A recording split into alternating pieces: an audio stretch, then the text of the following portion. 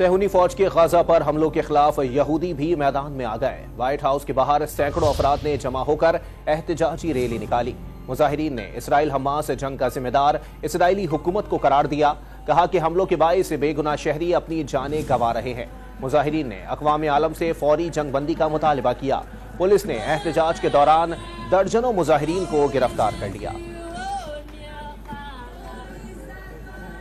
आपको बताएं कि इसराइल की जानिब से गजा पर मुसलसल बमबारी, सहूनी फौज के गजा पर हमलों के खिलाफ यहूदी भी मैदान में आ गए। व्हाइट हाउस के बाहर सैकड़ों अफराद ने जमा होकर एहतजाजी रैली निकाली। मुजाहिरीन ने इसराइल हमास जंग का जिम्मेदार इसराइली हुकूमत को करार दिया। कहा कि हमलों के बाइस बेगुनाह शहरी अपनी जानें गंवा रहे हैं। मुजाहिरीन ने अक़वाम आलम से फौरी जंगबंदी का मुतालबा किया। पुलिस ने एहतजाज के दौरान दर्जनों मुजाहिरीन को गिरफ्तार कर लिया है।